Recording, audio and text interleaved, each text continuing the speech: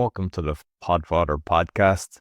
You'll find all the episodes on podfather.me, and also you can find everything I'm doing, whether it's coaching you're looking for, if you're an existing podcaster looking to get in the top of the charts, or you want to promote a book or something and do a podcast tour. I offer that. So you'll find all my 6 podcasts, as well as my virtual assistants. Scan the QR code or go to roycon.com. I'm looking forward to today's one because one of the podcasts that I listen to, he does a lot of lives, but they're just audio, and I enjoy it. So he's the founder of Poduty Live LLC, cutting edge podcast theater located in Tarentum, PA, with over 2 decades of digital marketing experience and a deep passion for multimedia production. He's dedicated himself to enhancing live podcasting experiences. At Poduty Live, he provides content creators with a state-of-the-art venue, which those watching on BitChute, YouTube, and Rumble will be able to see it in the background, and it's impressive when you go to his website. And deeply with their audience through interactive live events. Yeah, exactly. He just moved out of the way to even show you more. He's from Pittsburgh, Pennsylvania, in the US of A. Please welcome Jeff Revilla. Oh, thank you so much for having me. It's going to be a lot of fun. I got a lot of things, a lot of directions I'm going in, and I think that you're going to hear some interesting stories and some interesting concepts about the future of podcasting. No, I'm really looking forward to this one. So I suppose let's learn like your own podcasting journey first, because it's 2015, I believe, is. Yeah, 2015 is when I dipped my toe in the water of actually producing, but I always joke around. I have my original full color iPod from 2007 that back then I had a skateboard shop. I used to sell skateboards, and I had a skate park in a building, and kids would come in, but we did mail order. And in that time, I started listening to like Marketing Over Coffee and the Beancast and 6 Pixels of Separation. And I was getting this amazing education about digital marketing that was just free as long as I plugged in the iPod to the computer to re-download all the episodes. You know, I'd have new episodes every day teaching me and inspiring me all these new things. And eventually in 2015, this platform came around called Blab. And Blab was one of these first 4-in-the-box live streaming services. And what I realized is when you went live, Blab would just flood your room with like 30 to 40 people. So I was like, oh, this would be fun kind of hanging out. Let's do a trivia show where, you know, we can have 8 or 9 contestants come in, battle it out, and see who remains at the end. And the social element that Blab delivered to you was something you couldn't get anywhere else online. And it's still even hard to find that kind of social element online today. And that stuck with me because Blab kind of crumbled in around 2016 in a big ball of fire. It had no business model. It was growing so rapidly, and it just collapsed under its own weight. It couldn't maintain the servers or all that data. And when it went away, it left this big hole in all of our hearts. Like, oh, there's no more Blab. How are we going to meet online? How are we going to hang out? And that's what like really stuck with me and resonated, that podcasting can be more than just, you know, me in my home studio or a professional office. It could be this amazing collaboration, connection, this world thing that could be happening in real time. And that's stuck with me. And that's what I kept building on and building on. And that trivia show has gone on. We've done it for 10 years now. The last 4 years, we've produced it for television. So if you're local to the Pittsburgh area on local television here, Armstrong Channel 100, you can actually watch me do my nonsense and my silly trivia questions and try to confuse people and scare people. It's really a passion project that's really kept going on. And the reason, you know, I have this like social element is kind of what we're going to get into, what I've built here in Tarentum. Because with the podcast, I mean, it might, because they fluctuate in the charts, but I see you're in the top 2%, so it might have even been better at some stage because it can go up and down fairly fast. Have you done the podcast live as well then, or do you just do a recording when you were doing the podcast?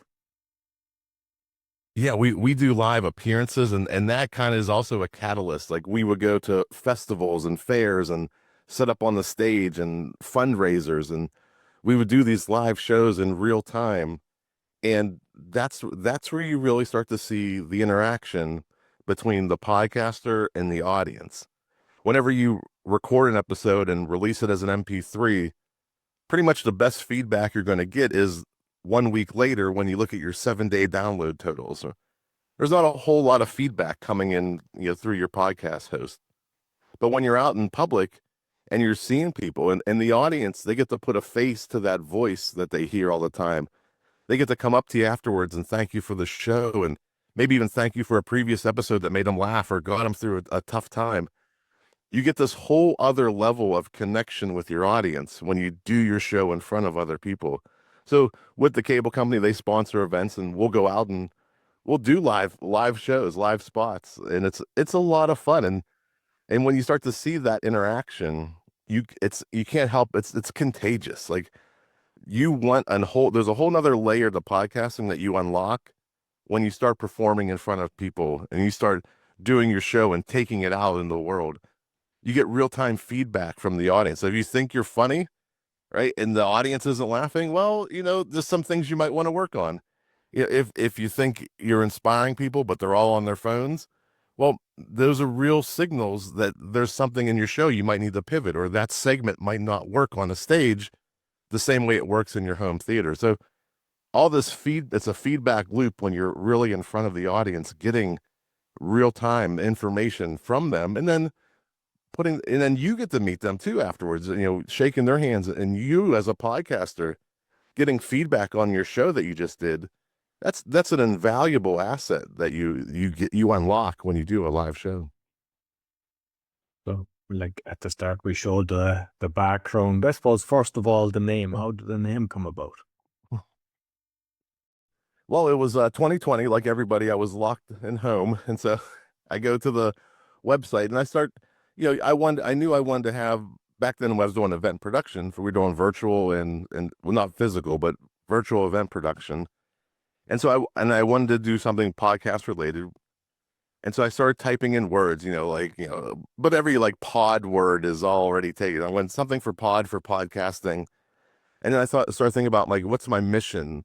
They say sometimes your mission, that's your duty, like your civic duty, DUTY. So pod and duty was my podcast mission. So Poduty, for a 6-letter domain name, which is very hard to come by if you want to get a .com under 6 letters. So having a 6-letter domain name, it was fun to say. It invokes a little bit of that schoolyard feeling when you hear the word duty, right? It's Poduty, and people smile and they smirk, and it's kind of fun. It's a playful word, and that's what this stage is. I want people to come in and feel this is a safe space. This is a place where you can create. This is a place where you can laugh with your neighbors and the community members and just hang out and have fun. And the name kind of, resonates that, the Poduty.com. I even laugh still when I say it. Like, I can see, and like from the website as well, it's not something that you've just slapped together. It looks very professional, the stage setup and everything. So, I mean, with your kind of background and sound and everything, what exactly, how did you create? It looks beautiful.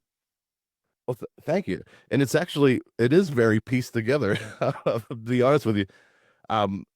I've had this idea since 2015, 2016, and it's kind of resonating in my head, and I would tell people about it, and the concept evolved into what I now call the infinite seat theater. It's a space where you can perform that isn't limited by the 4 walls that surround it. So this theater space holds 40 people, which is fine because it live streams to thousands. There's cameras all around the stage. We're picking up different angles. We have audio, uh, all recording, live streaming, and also performing in front of a live audience. It's almost like a mini television station is what we built here. And when I decided I was going to do this, it was probably like 21. I started looking at buildings. I looked at 40, 50 buildings in my town. I couldn't find the right space. But I kept piecing things together. Like the chairs that you see, I bought from a Catholic school that was closing for $2 each. And the stage came from a karate school. I bought, they were just not using it anymore. So I got a stage, and there's some auction sites around here. I started piecing together pipe and drape so I could, block off certain sections. And all these little things over years started piling up in my basement. And so I had these bright orange chairs. I had the stage, I got the truss, I got the speakers and the lights. And this building just happened to pop up on Facebook Marketplace. And I said, I think I like this might be the one. So I went in and I instantly knew after all this time, it has the red ceiling and the red carpeting, which you can kind of see. And I was like, where am I going to put these, ugly orange chairs? I need a building to match. And not to, no offense to the building, because I love the space, but it all really came together. Like you said, it looks very professional, very unintended. It just happened. The things that I was buying fit beautifully with this space. And I love the look of it. Like I think it looks amazing, and I'm so proud of what it became. But it was actually pieced together over a couple years, and when it was time to all come together, it really did. Very good, very good. So I suppose let's talk about kind of the live kind of situation, because I mean, I know when you do comedy, you always get hecklers. Do you have a kind of rule, or people phones ringing and stuff like that? Because if it's live or it's a podcast, you don't want them to be distracted. Do you have kind of things? Hey, you must do this, this, this. No, I grew up in the 80s and 90s in skateboarding and punk rock culture. So for me, chaos is a part of everyday life. Chaos is a part of the live experience, and we do our best to minimize it. We ask people to be respectful. We ask people, to just hang out and enjoy the moment, immerse yourself. And if you look at part of the design, this was intentional. Is if you're looking at it, the way that this room is laid out, you can't help but have your eyes drawn into that stage. So when the lights go down and only thing in the theater on is that stage, just like when you're listening to a podcast in your car or while you're on a morning walk, where it's just you and the host in the headphones, we intentionally want to build that intimate experience into the theater. So you have to look at that stage. There's nothing else to look at. Everything else is dark. And you're drawn in just like when you're listening to a podcast by yourself as an audio form. And when people come in, we say, "Hey, look, it's a live." People are very flexible when it's a live environment too, especially for podcasting. People know that the power might go out, or a microphone's batteries might die out. Things happen during a live performance, and as long as you're a type of host that can roll with the punches, not only does it keep the show moving, it elevates the show where it that was unexpected, and sometimes those surprises make for great moments within a show. It sometimes it releases some tension if there's a technical issue. It keeps you on your toes. It keeps the audience on their toes, that anything could go wrong at any time, but we're going to keep doing this show no matter what. We're going to push through and persevere. With the live, then, are you tapping into obviously the guests, the hosts stuff, because you're kind of managing everything? Are you sharing it on your own platforms as well? And who's actually managing the comment? Must they bring in their own people to do that, or is that a service that you provide?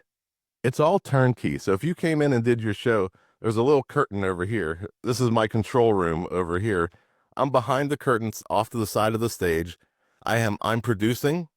I'm we do we when well because these are ticketed events, they're not always public. Sometimes we do public live stream where we have a sponsor paying for everything, and that'll be on Facebook and YouTube.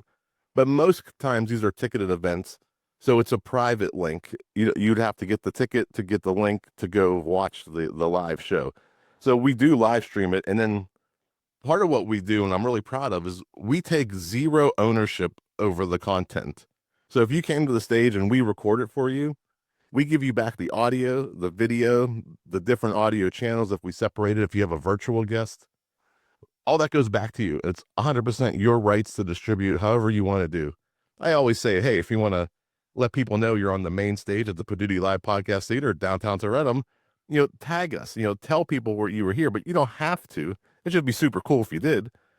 But that's kind of the only requirement. It'd just be nice if you told people about us. And with the live, is there options of actually charging for a live that, like say subscribers or something like that? Is that something that you've looked at or done? Yeah, so when we facilitate, part of the service that we do is we build the event landing page for the podcaster, and we facilitate all the ticket sales for them. We take all that out of their hands. So you can buy two types of tickets. Excuse me. You can come in virtually and watch from anywhere in the world. You can come into the theater and watch. You can have an in-person ticket. So you have virtual or in-person, but everybody usually gets 7 days of the recording. So we also give, you can come back to that live streaming link and watch it for up to 7 days. But one thing that's really cool is, uh, if you're in the audience, you have the link with part of your ticket. There's a bar or a pub next door. You can take it, pull up the show on your phone, walk over to the bar, get a drink, have a little drink or two, come back in, and you never missed anything. So when you go to like an intermission or take a break, you're not going to miss anything from the show. You can actually take the show with you and walk around town, go get a coffee at Harvest Moon or a beer at the Praha. Very good.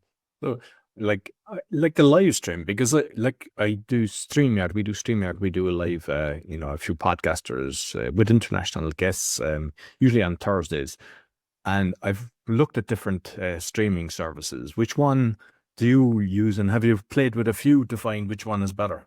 Yeah, the secret to my business, StreamYard webinars.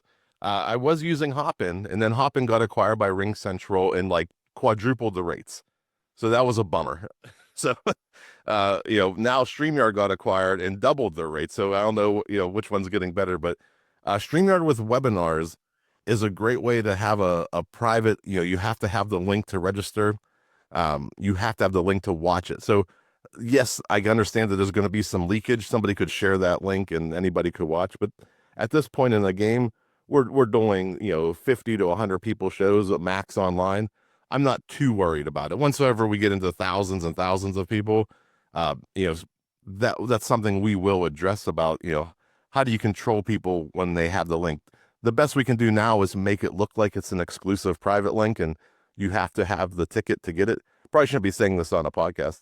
But if it's a phenomenal service, and when you purchase your ticket, you get the link and you get the access to the private. I can enable registration, and I can probably suppress people who would start sharing it. I can figure out how to do it, but And there's no limit to that one, because I know with Zoom as well, the live Zoom or whatever, sometimes there's like people go, I can only have 500 people. But if it's going out to say YouTube or different things, I mean, it can be, if it's a popular podcaster, it technically could be 10,000 plus or even in the hundreds of thousands.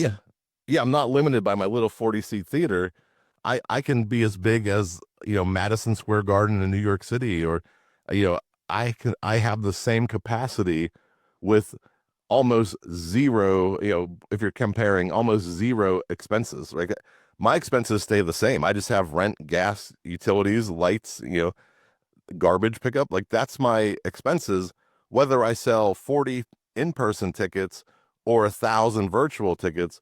My expenses are very fixed. So as I scale and as this becomes more and more of a thing, it just becomes more and more lucrative for me to help the podcaster be a better podcaster, deliver a better live show, and attract a bigger audience.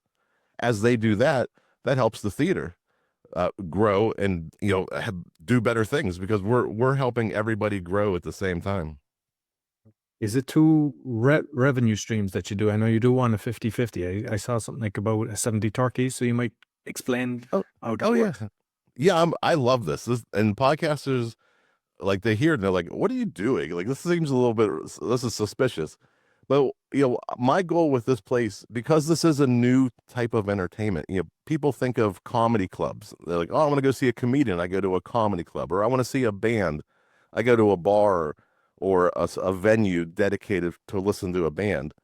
Well, for live podcasting, there really isn't a theatrical space that you would go and you think of, oh, I want to listen to a podcast at that podcast theater. So we're building this up from the public side. We're training the public, hey, this is a new form of entertainment. You can come in and watch. It's $5, $10. It's not going to break the bank. You get to hang out in the community and with friends, and it's a good time. We're also teaching the podcasters, who are typically like you and I both now are in home studios or professional offices.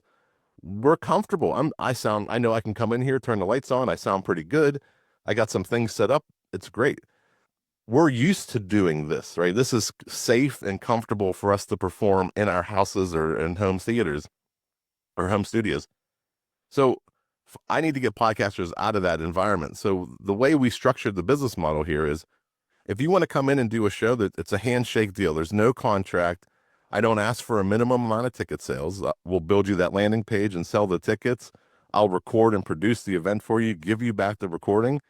And at the end of the night, we sit down and we look at that dashboard together. Like, oh, here's every ticket you sold. They're like, oh, I know that guy. Oh, it's my aunt. We talk about it. They usually point out who they know. It's a lot of fun. And then we split that 50-50. So they don't have any rental fee. Like, there's nothing that they don't have to guarantee a certain amount. We go down, we sit down 50-50. Now that, like you said, that does change. At some point when that podcast is drawing more than 20, 30 people, they start drawing 150, 200 people. It's not fair for the house to keep taking 50%. They're the draw now. So that split will actually move into the favor of the podcaster as they become a bigger and bigger draw. So it'll go 60-40, 70-30, just so that it's fair to them, because they are the ones pulling in the audience. And the house still has expenses and house still needs, but what's the fair amount, to produce? There's a balance between, when you're starting out, hey, we're in this together. It's 50-50. As you grow, it's going to go up a little bit as you grow. And the other thing that very fair model, to be honest, which I think is, it's brilliant. Yeah, and the other thing that'll change is, as a supply and demand issue, at a certain point, I can't always say there's no minimum. At a certain point, as demand fills up and the supply of dates gets lower and lower, there will probably be like a minimum threshold for like weekend shows. Like, okay, I'll book you on a Saturday, which is a busy day, but we're gonna have to get to at least like $200, like some sort of like minimum. But the weekday shows will probably always be no minimum. Just come in, let's hang out, let's figure this out and see how we can get you to a weekend show, a weekend date. But I mean, you're recording this, you're giving them the video, and are you actually doing any song production, after production, or is it just raw as it's recorded? Yeah, people keep asking me about this, and my plan is to just give it to them. Like, I record it, hands off. It's your turn. You take it and run with it. A lot of people want a fully done for you service. So I am considering, just like every podcaster, editing is not my favorite part of the business. Recording is great. I can sit here, talk all day, have fun, but then I got to go clean all this up. Like, do I want to do that for other people? So, there's already no expectation of an expense to the podcaster. So maybe we either adjust the percentage, or they do have some sort of out-of-pocket expense. But that is a serious question I'm entertaining. It's not one that I wanted to do, but a done-for-you service seems to be an option people want. And what's your kind of vision for this? Because like when I saw it, before I even talked to you, I was like, this is brilliant to have it kind of in different, because like a podcaster's not going to travel from New York or wherever very far. They might, but unless they're doing a tour. But for you to have it, is it a kind of partnership system that you have, a long-term vision, or a franchise system? Have you thought of that? Yeah, I 1,000% have thought about that. And it's not just that I want to do it for myself. I want to see people copy this model too. Like, I want to see a place in Cleveland or Baltimore or Erie have a little theater space, so that when podcasters like, hey, I want to do like a little tour, now there's like this little network, just like bands have venues that they know that they can go from town to town to town to town, pull in, do a show, make a performance, sell some merchandise, and then go on to the next town. And I think for the smaller independent podcasters, places like this will give you that opportunity to do live shows in small towns, go from town to town. Maybe on a weekend, you're just, you work a full-time job and you go town to town. Maybe you're only making $100, per town. But if you make $300 in a weekend, for 90% of podcasters, that's more money than they make all year. So the value, when I start talking about the value of a live audience member, it's unreal. It's 400 times greater than a digital download, is the value of getting somebody to a theater. So if you don't mind, I'm gonna do a little math real quick. It's early in the morning here in the States, so my brain fog might be. Most podcasters' dream is to do host read ads, and they typically get about $20 to $25 per 1,000 downloads as the rate that they can charge. But we know from Libsyn's a Pittsburgh podcast hosting company, they tell us that 80% of podcasters don't average over 1,000 downloads per episode. So, most podcasters are chasing this dream. If I could just do ads, I could get ad revenue. And you're going to make about $20 per thousand. And most of you aren't making 1,000 downloads. So if you divide that out, it's about 2 cents per download is the value of a digital download. If you bring somebody to the theater and you get one person in and you sell 10 tickets at $10, you get half of that. That's $50. So for 10 people, you are 2.5 timesing the value of 1,000 digital downloads.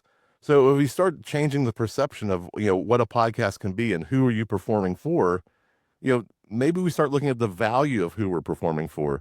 Just like, cars have value there, and we have like the Honda Civic is a smaller, compact, practical car. It's a very great car, but it's a $25,000 vehicle. You also have Lamborghinis, which are $2.5 million cars. They're very expensive vehicles. And if you start to think about audience members, maybe in values, just like cars are, there's a lot more value in making that in-person connection and being and performing in front of people. You can make with a smaller audience way more than you can with 1,000 digital downloads. So when I show people that math, I'm like, okay, well, if you sold 10 tickets, that's great. What if you sold 20 tickets the next show? Now you're making $100. Like it's going to keep going and escalating. And it's the value of having somebody there. Like we already talked about that face-to-face connection, the handshakes, the thank yous. Plus you get all that. You get the real-time feedback, and you're making way more money than 80% of podcasters are already making. I'd say with the live stream then, I mean, the reality is if they actually do grow it, because some can grow it and they might like the kind of, intimate stage, which I think is fantastic. Like in reality, a sponsor, like it could be read out before the live or whatever. You could have even graphics and stuff as it's being prepared to go live, because you can have 5-minute plays before the live and people are seeing that. I mean, we done one recently. I shared a live, and it was so many people had actually looked at the video that I had prior to me actually releasing it. So that's a potential of having a sponsorship when you get the numbers a bit bigger. Oh, absolutely. I mean, so the first thing that you notice is you're turning your recording into a profit center, right? Because now this business is going to record it for you and give it back to you. So now, and you're going to get the revenue share from the ticket money. But you can also sell, sponsorships to the event. Like you could have the local car dealership sponsor your night of trivia and games or family fundraiser, whatever you want to do. And now you have ad revenue from a sponsorship for the night, and maybe you put it on the ticket. Then if you want, you can maybe package it, that you put a banner in the theater or you put or in the window, and then you can sell your own merchandise. We have a section for people to bring in their own merch. We have 0 merch fees. We don't take a cut. It's a space for them to sell their t-shirts and hats. So now you can sell merchandise. Then you get the audio MP3, you release it as your podcast. You could bundle, maybe your sponsor gets a host read ad, because everybody wants to do host read ads, into your MP3 file. Now you have sponsorships in your audio file. So now you're adding all these other little revenue streams that start to pile up, as you produce more and more shows.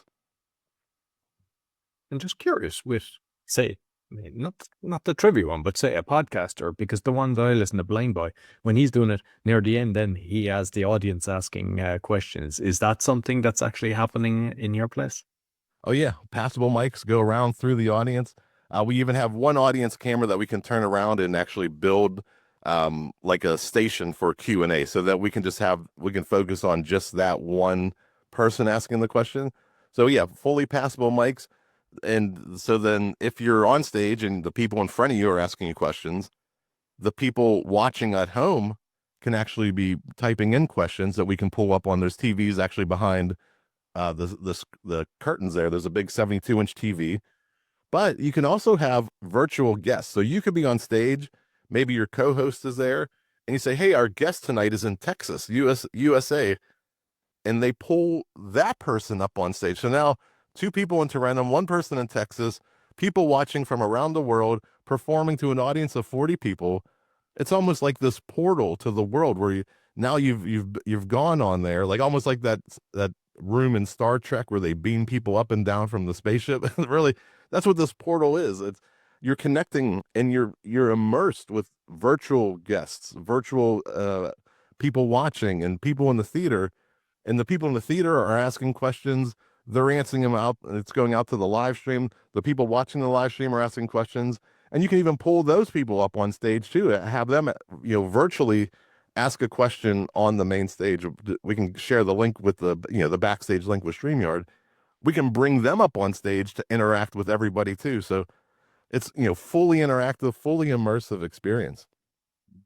And just wondering with the live stream, have you played with TikTok live at all? I know it kind of disappears, which is a disadvantage, but at the same time, I've seen some people there. One guy, he's doing watches and he's getting people to tap, and I just looked at it to kind of learn from him. He got like 2 million hearts during one live, which was less than an hour, maybe 30 minutes. I mean, this is insane, and it looks like it's kind of a great way of getting an audience as well.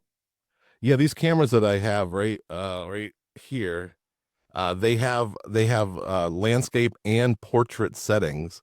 So all I have to do really is I'd have to turn the camera and it goes to 9:16. So I'm not sure if does StreamYard do TikTok streaming it? I'm not sure.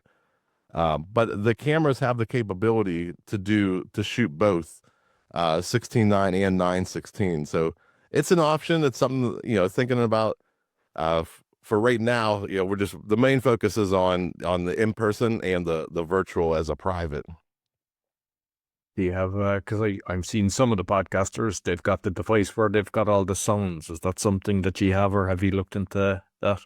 That's like Like there's a box you press, like an opening sound, an explosion sound, or kind of laughing sound and things like that. sound, you hear the finish. The Nope, sound, not the here. sound is actually gone there. Oh, you couldn't hear me? Yeah, yeah. I missed Okay. that. Yeah, I was playing there was a spleen. No. I do have a stream deck right here to my right where I can play sound effects. A lot of that we pre-bake into StreamYard, so if there's something that we need to hit, you can hit a sound effect or an intro music song. If you have a sponsor video, we can pop that up. A lot of that we try to manage in real time in StreamYard just to simplify the whole process. We're already managing the audio out to StreamYard, the audio out to the house, the live stream, and the comments. So as much as we can simplify the live production, the better. So we do handle the sound effects mostly through StreamYard. You can upload all your audio that you need, and you can create folders per show. So when I have a client come in, create a new folder for their show, add their pre-roll, their intro, their outro music, any kind of sound effect that they want to use, we put that in there, and that's like the little folder. And are you seeing people that kind of want to do this for all their shows? I mean, obviously you can come in and kind of do a live. So for example, if I was living in that area, be like, oh, we can do one or two once a month. Is there anybody that's actually building their show around this? And that's their kind of system, that they're going to have guests coming in weekly? Not yet. I do have interest. I tend to deter it. I said, hey, this should be right now. Let's make it a special event. Like you do 3 shows and maybe, hey, once a month, we're going to be live at the Poduty Live Podcast Theater on the main stage. Come on down, check us out. So mostly we're doing it as a one-off for people because of the revenue model too. Like if most people just starting out aren't selling a lot of tickets, I can't be there 4 times a month for 2 to 3 hours a night. Just while they're getting ramped up, but they got to build some legs on their own. They got to build their own chops, and then we'll do it's usually say a live show once a month is ideal for most podcasters at this level. So we'll make it a special occasion once a month. Come on in, come on down. Excellent. And like for say the marketing then, because you said you're creating like the landing page and people are kind of trying to get the ticket sales, online sales and stuff like that. Is there kind of tips for them to maybe increase the sales for the online sales? Yeah, Or even the ticket sales as well, because sometimes people haven't a clue about marketing and they need a bit of advice on it. Yeah, so the first thing, check off your closest confidants, right? Family, friends, close fans, people you've grown up with, neighbors. Let them know first. They're the people who are most likely to support you on your first live show. Then on the shows leading up to the show, make sure you're promoting it plug it, say where you'll be, what's going to happen, tell them what you're going to tell them. I always say, tell them what's going to happen, what to expect during that time period. Let them know there's going to be a meet and greet and a Q&A, and oh, by the way, I have a sponsor. They're going to buy pizza for everybody. So, there'll be some food there for you as well as part of your ticket price. And, promote it that way on social media. We build out event pages on Facebook as well. Make sure you're sharing those or commenting. I usually make them like a collaborator for the event so that they can post and they can share the event as well. So these little baby steps, a lot of it is based on their draw at this point. Like we said, we're only 6 months old. We just opened in June. 8 months now, 8 months old. So the draw, we're relying on the podcasters to draw some of the audience. We'll build out and promote like little cards for each event, like, hey, this week at Poduty, and then here's the shows that are coming up, and we do ads like that as well. But we need them to bring in people, right now. Like not right now, but Yeah, at this point, I can see it growing. I mean, I know it's early days, but it's eventually going to get to a stage where like everybody will want the time. You'll be trying to fit in slots and it. Like, yeah, exactly. So as we get rolling, we're getting that momentum. We're getting people booking, and as they bring in more people, more people get to experience a live podcast, and the more people that get to experience want to do it again and again. They seem to be having a really good time while they're doing it because it's something they've never experienced before, especially when you have a mix of on stage and virtual guests, and you're watching this crazy thing happen where, they're interviewing somebody in California, that's happening in real time, and we're watching it, pretty flawlessly. Like the technology works very well. So StreamYard in a live environment is giving an effect. It's giving this sensation that you couldn't just get watching it at home. Now you're in a room full of people who are like-minded. They have the same interests as you. They're there for the same reason. Maybe they're supporting a family or friend, and you're just having this new type of experience that you're fully immersed in the show, and you want to do it again. You're laughing and you're grateful to be there and experience it, and it's just something that starts to stick with you. It's almost like because I think we're so detached. We're all staring down at our phones and looking at just endlessly swiping. It's almost like radio in the 1910s or 1920s, where the family would sit around and hear people talking. It was amazing to hear these new stories and this new form of entertainment. And it's almost like we've gone full circle where hearing somebody talk, it's original. It's not an AI generated creation. You're immersed, like you really are drawn in to real human connection. It's like we almost forgot, like, oh yeah, people are pretty good storytellers. I've done over 100 kind of speeches, from Toastmasters competitions and even Mind Valley and stuff like that. And you're tapping into the energy in the room. And it's brilliant. Me doing lives. I mean, sometimes we get thousands of listeners when it's shared around. But it's not, when you're in a room, even if there's only 20 people, you tap into the energy you're feeling, you're getting live information. Like when you're doing it, like when we're on a podcast, like you don't know the reactions of people, but when you're in the room, you know exactly, when they're laughing, they're getting emotional, they're going along the journey with you, and you can learn so much more. And I think you can become a way better podcast by actually doing it live. Oh, absolutely. Just like I mentioned comedy a lot, this model is very similar to comedy club model. But when you hear comedians talk about, how did they get started? They're like, I went up on stage and I was terrible. I was terrible the first time I went up on stage. I was terrible the 20th time I went up on stage. It wasn't until I did this, for years that I understood and I found my voice. And I did it so many times that it's a muscle. Like, just like when you strengthen a muscle, you're doing exercises to make that muscle stronger and stronger. The more times you get up on stage, your hosting muscle gets stronger and stronger through repetition. And like, just like this whole interview, like I'm talking and I know that I'm talking and saying things, but because I've been talking and saying things for 15 years on a microphone, I can just continue to talk and say things and I know what's going on because that's what I do and I can talk about it, right? Like it's a muscle, it's a strengthening muscle of hosting and being in front of an audience and controlling the audience and making them laugh a little bit and having a good time and pointing things out and doing callbacks and all these little techniques really pull the audience in and make you a lovable, likable guy like I am. But with equipment, first I'd like to know what microphone that you're using yourself, and then you might go on to what ones that you use on the stage. This is an Elgato Wave XLR. I love Elgato. They're the makers of Stream Deck. If you ever heard of Stream Deck, where you can control sounds, and which weren't working obviously earlier.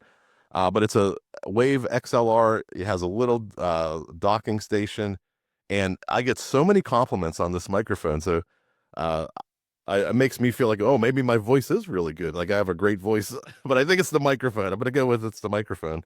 And then we use wireless Shores on stage. We have 4 wireless. I have some wireless lavs too. But typically, I like the handheld for a live environment. I think it kind of it makes you more comfortable. You can pull the microphone away, you can pull it up. Now, training people they don't have like microphone awareness. So sometimes you have to really tell people, hey, if you can't hear you in the theater, nobody at home can hear you. So you got to really make sure, they've got to eat the mic. They got to get that microphone and make sure they're hearing themselves. That's been one of the tricks, is that microphone etiquette for newbies who aren't used to a handheld. Uh, but other than that, like the sound quality is really good. We are using the wireless Shores. And with things that can go wrong, I mean, all the speeches I've done, there's so many things that can go wrong. I mean, even with screens overheads, mics going off, and like you name it, what things have gone wrong and what have you learned?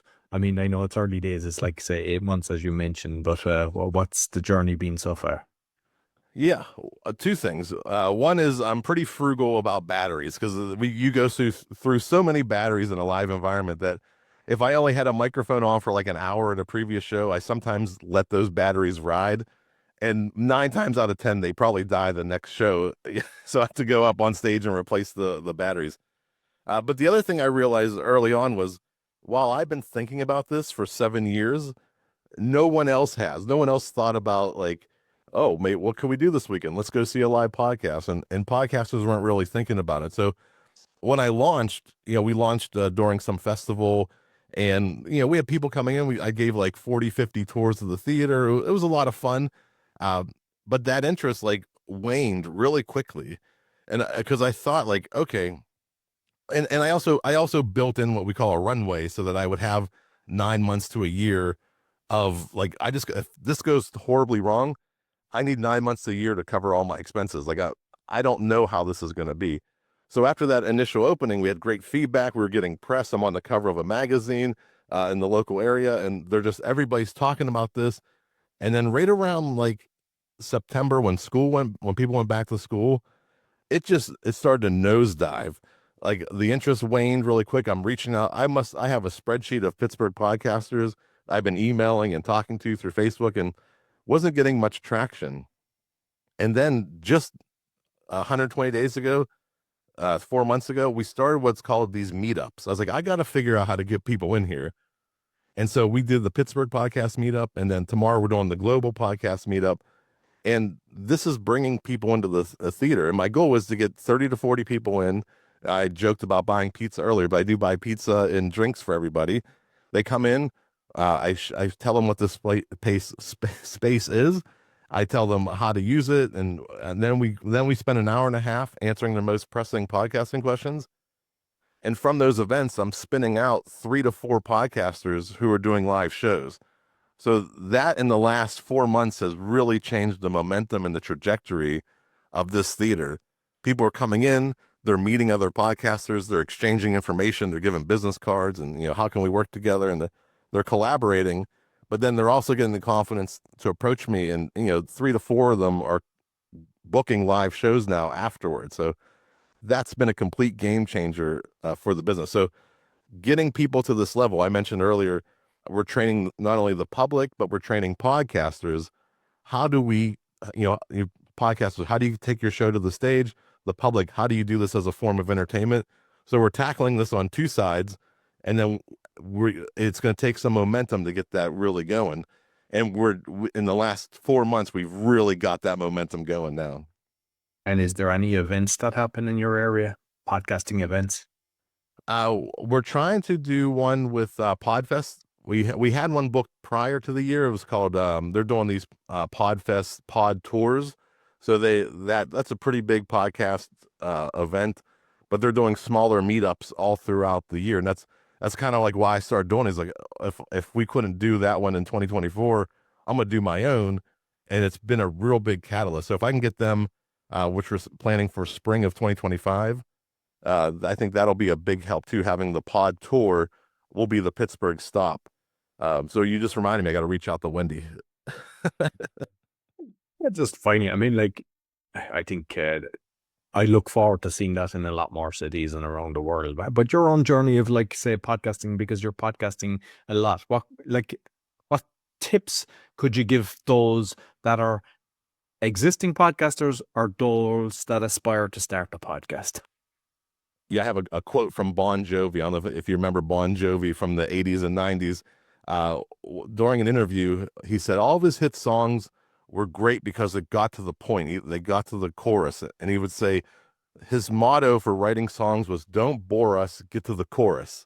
So I tell podcasters that too. And one of the shows I do is called Rise and Outshine. It's like a podcast showcase, and the audience grades you and scores you in real time about your performance.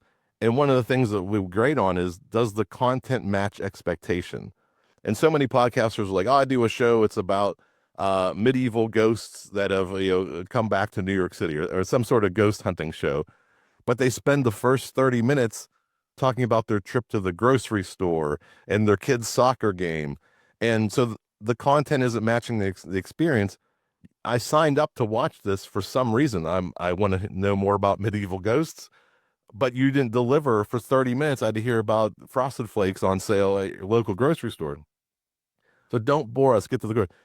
If you have a show and you do a custom thumbnail and you're doing a custom title and description for that show better open up with what that person came to hear. You can tell them what you're going to tell them, and then tell them, what you told them. And that's what that show should be about. It should have the focus to keep people's attention, to be on target, to be on subject the entire time. Get to the point. That's why people click that title. They wanted to see that show. Now, if you have a show that's social commentary, yeah, talk about the Frosted Flakes in aisle 7. I don't care. But if you have a themed podcast with a themed reason, don't bore us. Get to the chorus. Tell us what we're here to hear.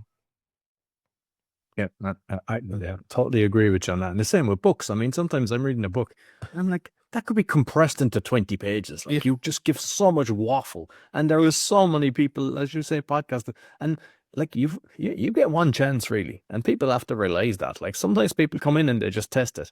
And if you're just waffling for 10 minutes or whatever, they're common. Like, as I told you prior to recording, I've changed them because I look at analytics all the time. I'm watching, is there a drop off rate and everything, and I'm saying, okay, I was putting in the end, and it's a lot of time as well, inserting the intro and the outro, and it's a lot of time because not only do I do that, then I have to save it, and it's taking up the memory on the computer, and it's slower doing different things, and I think it's better if I just do it kind of as it is because I know exactly what I'm saying, and like, you see people dropping off. So I know that, when they know it's like when they're finished, then they're gone. I mean, there's a small percentage that stays in the thing. So why think it's doing it? And a lot of people have bells and whistles and they've dialed the music because they're copying people thinking, oh, we need this big 30-second, 2-minute kind of big intro. It doesn't work. So I think very good point. Yeah. Thank you. Yeah, it's one of my favorite ones. That one and Bill and Ted, they always say, be excellent to each other. That's my other mantra. If people would just be excellent to each other, just a simple philosophy, how can I serve you? How can I help you be a better person? What can I do for you today to elevate you? I just want to be excellent to everyone. So, as Bill S. Preston and Ted Theodore Logan would say, be excellent to each other. That's it. Listen, thoroughly enjoyed it. I wish you super success with the events. You might let people know where they can find you, Jeff. Yeah, Poduty.com, Poduty.com, dates and deets at Poduty.com. You can find me on LinkedIn. I'm also in the automotive space, so you might see a lot of automotive content, but great place to connect with me. I do podcasting content as well, but a great connection on LinkedIn or Facebook too, or just email me, Jeff@Poduty.com. I'd love to work with you. Reach out to me either in person, and if you can't make it, you're across the pond, they say. come on in. We can do virtual shows as well. I'll make sure I'll put all the links on the audio and the video. Thank you very much, Jeff. Thank you. This has been a lot of fun. That's all for the Podfodder. You'll find the show on podfodder.me. You'll find all my 6 shows. You get the virtual assistants at va.world, and go to the QR code or go to roycon.com. Be sure to give us a thumbs up, 5-star rating, share with your friends, and make sure that you give go into Jeff's podcast as well and do the same. Give him a 5-star rating and a review, and try to book an event if you're in that area. Until next week, take care.